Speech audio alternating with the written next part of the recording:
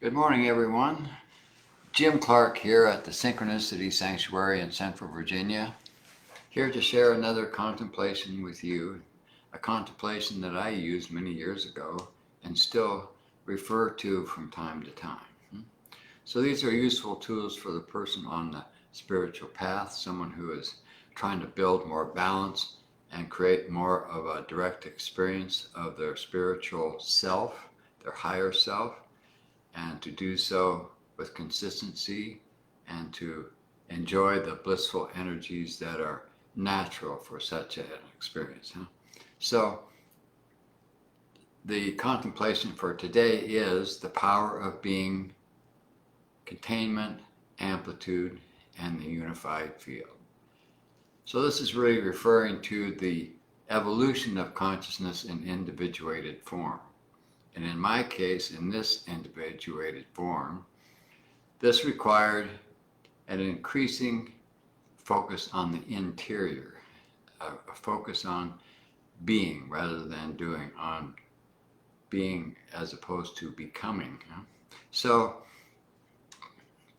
this really has to do with pretty much everything in the human experience, all of our senses, what we see, what we smell, what we feel, and so forth and so on. We need to withdraw and minimize the engagement of our senses with the outside world so that we can focus more on allowing our spiritual power to develop. The amplitude of the positive polarity in our individuated form must develop and grow to the point where we can substantiate a truthful experience of ourselves from moment to moment and with consistency and with depth. So in order to do this, this is why people on the spiritual path historically have gone off and pretty much disappeared from the world that they knew for years, where they were meditating every day and trying to develop this amplitude of power in themselves, so that they could access the truth of who they were. They could access the consciousness that they truly are beneath the show and the play of consciousness as an individuated human form. So this is what this contemplation, the power of being, containment, amplitude, and the unified field is referencing here. The unified field, which is where we are unified, where we are one with everything, this is the experience that we are seeking when we begin to meditate. This is the experience we want to know. We want to know if it's real. So what you do is you read books, you hear people speak, whatnot, but something inside of your own evolution is ready for that experience, and that's when you really seriously engage in a meditative lifestyle, not just the occasional 15-minute meditation where you kind of want to reduce your stress and so forth. This may be what it's like in the beginning, but eventually you will have breakthrough moments and you'll get a little taste of what lies ahead if you deepen your practice. So this is what I did as I was in my journey. In my case, I did have a taste and an awakening moment way back in the 70s. And from that moment on, everything in my life was turned upside down. What I thought was important, what I thought I liked, and the lifestyle I led all had to go. So this began a journey for me where I practiced meditation, different kinds of meditation, and until eventually I found myself using synchronicity meditation, the meditation I still use to this day, simply because it was the most powerful, consistently deep meditation that I ever experienced, and it's always delivered that experience for me, and it still does. So why change? It's working. I am now in a substantiated state of holistic awareness, of presence, and of ever-growing amplitude of power. So this is exactly what I want, where I want to be, and it's exactly the lifestyle I want to live, simply because now that I have reached this point in my development, where I am enjoying the benefits of all that practice and all those years of withdrawing from the world and minimizing my exterior focus in all the different ways that we can. It's just too good to stop. So why would you want anything else? And that's really the reason that I'm here sharing these with you, simply because I'm hoping, it is my wish anyway, that if you happen upon this video, it might trigger something in you, a curiosity or a excitement, and the potential that lies within yourself. All human beings have the potential for realizing who they are and who they have always been, beyond this lifetime, beyond this form, into the subtle dimensions of ourself as consciousness.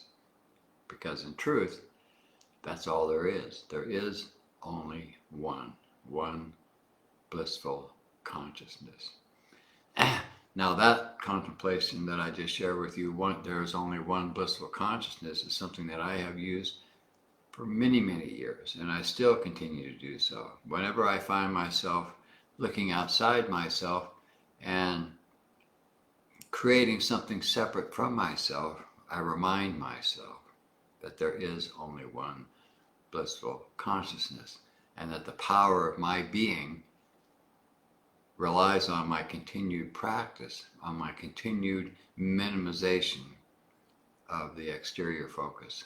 Now in this moment, of course, I'm looking at a camera, I'm doing this video, so yeah, I've got a lot of focus going on for the exterior. But when this is over, I will return back to a contemplative focus.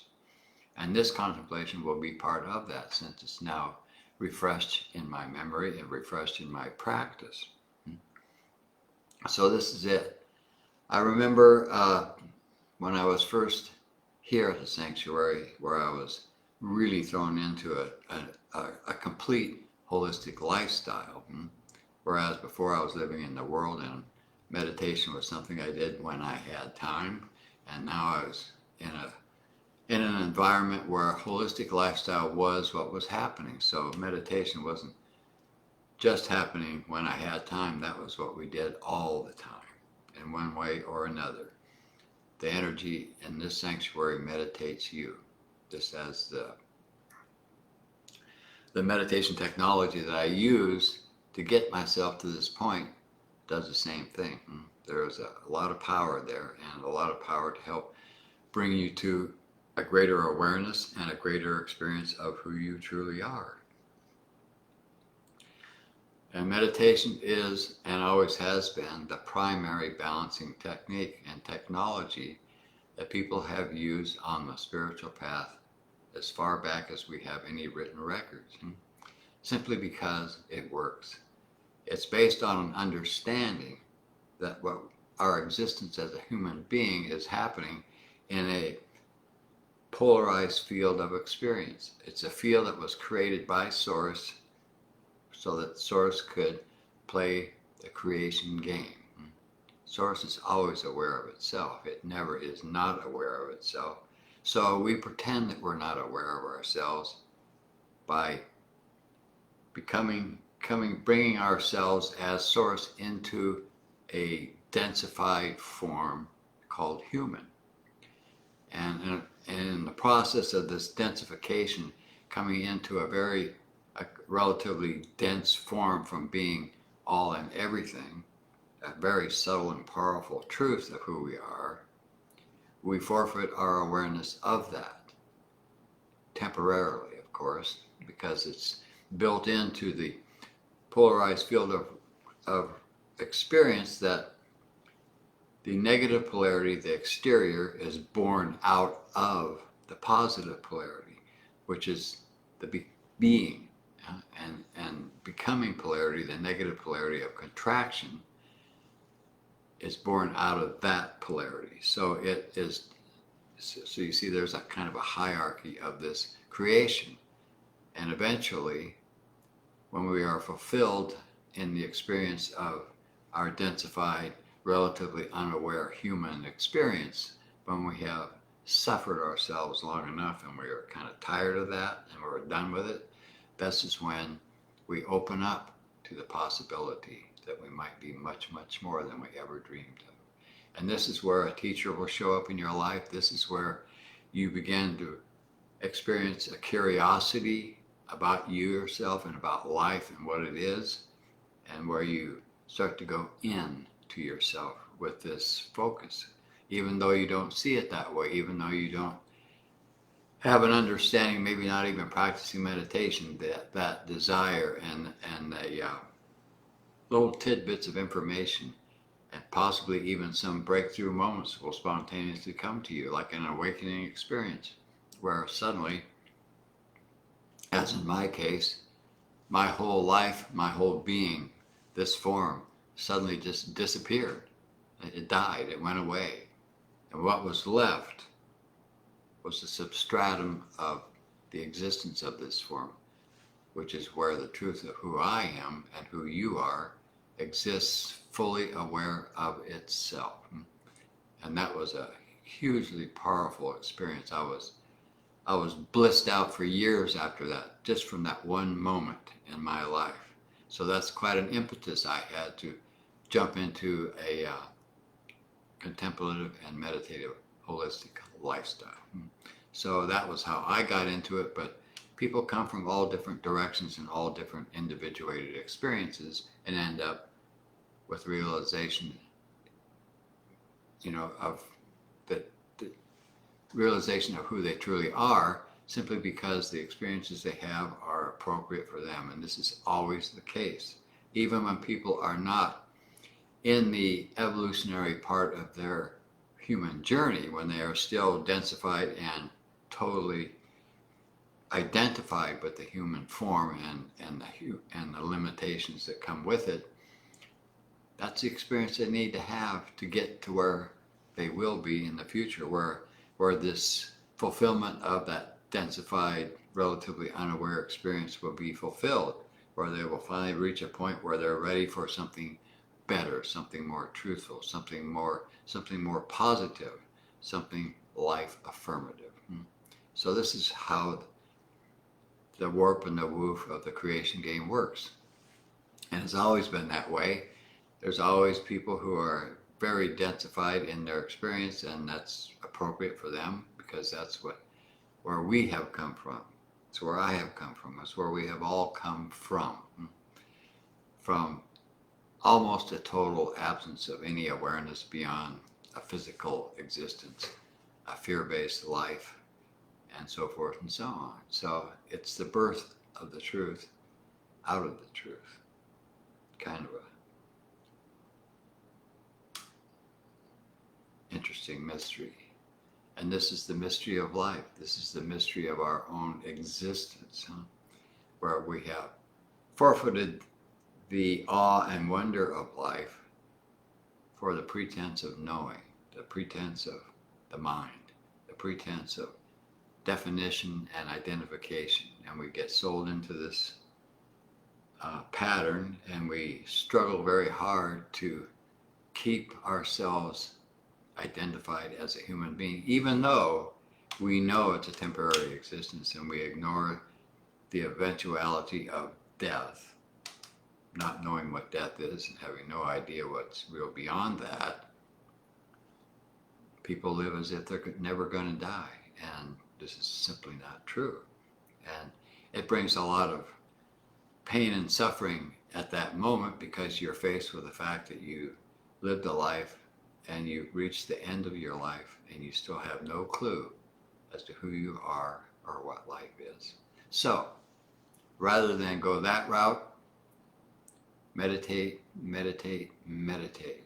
Bring the experiences of awakening, the experiences of who you truly are, which is the power of consciousness itself. So if you embrace that possibility and you seek that possibility in earnest, you will find it, because you already are it. And that's what I wanted to share with you today. I'll be back again next week for a continuation of this contemplation. Until then, I leave you with my heartfelt love for everyone and all that is, simply because This is the truth of who I am. This is the truth of who you are. This is simply the truth that is all and everything.